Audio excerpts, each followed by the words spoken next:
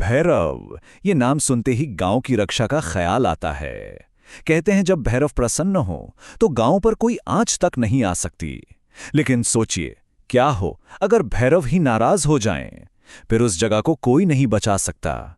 ये कहानी आरव और उसके परिवार की है, जिसके अतीत में एक ऐसा ही गहरा डरावना रहस्य दफन था। एक ऐसा रहस्य जो उसके भाई को पहले ही निगल चुका था। और बस यही एक लाइन काफ़ी थी उस पूरे गांव की हकीकत बताने के लिए। एक ऐसी हकीकत जिसका सामना करने के लिए आरव अपने पुरखों के गांव बरवान पहुंचा था। एक ऐसा गांव जहां हर डर के पीछे एक वजह थी। तो कहानी का हीरो है आरव, दिल्ली यूनिवर्सिटी का एक रिसर्च स्कॉलर जो ग्रामीण भारत की लोक कथाओं पर स्टडी कर रहा था। लेकिन ये सिर्फ एक रिसर्च ट्रिप नहीं थी, इसका एक और मकसद था, अपने भाई जितेश के गायब होने की सच्चाई जानना, जो कई साल पहले इसी गांव आया था और फिर कभी लौटकर नहीं आया। अब देखिए, आरव था एक पढ़ा लिखा शहर का लड़का जो हर चीज में लॉजिक ढूंढता था। तो जब उसने पहली रात कुत्तों को एक अजीब तरह से चिल्लाते सुना तो उसे लगा कि ये जानवरों में होने वाला कोई मास हिस्टीरिया होगा, सिंपल। लेकिन गांव वालों के लिए ये सिर्फ कुत्तों का भौंकना नहीं था, ये भैरव के आने का संकेत था, एक ऐसा खौफ जो उनकी रगों में खून बनकर दौड़ता था। अपनी खोजबीन में आरव पहुंचा गांव के सबसे बुजुर्ग आदमी लखन बाबा के पास।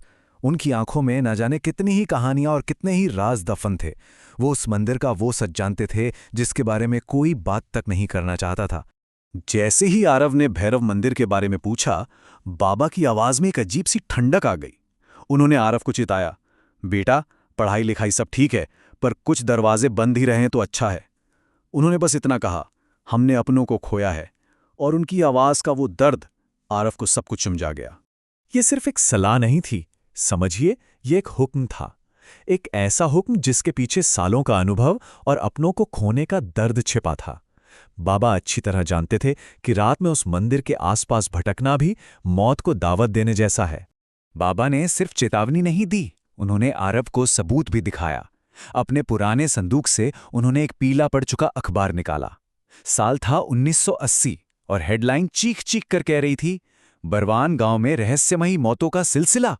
खबर में साफ साफ लिखा था कि 3 नौजवान मंदिर के पास गए थे और सुबह उनकी लाशें मिली, जिनके शरीर पर किसी नुकीले पंजे से नोचने के गहरे निशान थे। आरव को क्या पता था कि बहुत जल्द वो किस्से कहानियां उसकी आंखों के सामने सच होने वाली थीं। जो डर अब तक सिर्फ दूसरों की बातों में था, अब वो अशुभ संकेतों की शक्ल में ठीक उसके सामने आ खड़ा हुआ। उसी रात आरव ने अपनी आंखों से वो देखा जिससे पूरा गांव कांपता था। एक काला कुत्ता जिसकी आंखें रात के अंधेरे में लाल अंगारों की तरह चमक रही थीं, मंदिर की तरफ मुंह करके रो रहा था। और उसकी आवाज, वो किसी कुत्ते के रोने जैसी नहीं थी, वो किसी छोटे बच्चे के सिसकने जैसी थी। आरव का दिल दहल गया। और अगली ही सुबह वो डर हकीकत बन गया। रामकेश नाम का एक आदमी अपने घर के बाहर मरा हुआ मिला और उसके शरीर पर बिल्कुल वैसे ही गहरे खरोचों के निशान। पूरे गांव में फुसफुसाहट फैल गई। भैरव जाग गया है, उसने फिर एक बलि ले ली है। तब लखन बाबा ने आरव को समझाया कि ये मामूली कुत्ते नहीं हैं, ये भैरव के दूत हैं, उसके सैनिक। लोक कथाओं के हिसाब से ये उस शक्ति के वफादार हैं जो गांव की रक्षा करती है। और जब ये रोते हैं तो इसका मतलब है कि या तो गांव पर कोई खतरा है या फिर खुद भैरव अपना शिकार ढूंढ रहे हैं। एक रात जब कुत्तों का रोना हद से ज्यादा बढ़ गया तो अगली सुबह आरव जब अपने कमरे से बाहर निकला तो उसके पैरों तले जमीन खिसक गई। उसके दरवाजे के ठीक बाहर मिट्टी पर पंजे का एक निशान था, एक ऐसा निशान जो किसी भी आम कुत्ते के पंजे से कहीं कहीं ज्यादा बड़ा था। उस एक पल में आरव का हर तर्क, हर विज्ञान सब फेल हो गया। आरव समझ चुका था कि जवाब अब किताबों में नहीं मिलेगा, जवाब सिर्फ एक ही जगह, उस मंदिर में। डर पर अपनी हिम्मत को हावी करके वो उस टीले पर बने पुराने वीरान मंदिर की तरफ चल पड़ा, जहां उसकी मुलाकात एक पुजारी से हुई। मंदिर के अंदर एक अजीब सी भारी खामोशी थी और तभी उसकी नजर फर्श पर पड़े कुछ पुराने कागजों पर पड़ी। उसने उन्हें उठाया। उन पे लिखा था, साधना अधूरी है और अधूरी साधना की परछाई इस गांव पर एक बोझ बनकर रहेगी जब तक कि उसे पूरा न किया जाए। तब पुजारी ने वो राज खोला जो पीढ़ियों से दफन था। उन्होंने बताया कि भैरव साधना एक बहुत शक्तिशाली अनुष्ठान है जिसे आरव के ही किसी पूर्वज ने गांव को हमेशा के लिए सुरक्षित करने के लिए शुरू किया था, लेकिन उन्होंने उसे बीच में ही छोड़ दिया। वो अधूरी साधना की शक्ति एक अतृप्त भटकती हुई छाया बन गई, एक ऐसी छाया जिसे मुक्ति सिर्फ उसी का कोई वंशज दिला सकता था। पहले उस छाया ने उसके भाई को बुलाया और अब आरव को। अब ये सिर्फ एक रिसर्च नहीं रही थी, ये आरव का फर्ज बन चुका था। उसे अपने पुरखों की गलती सुधारनी थी और अपने भाई की आत्मा को आजाद कराना था। उसने उस अधूरी साधना को पूरा करने का फैसला कर लिया। और फिर वो रात आई।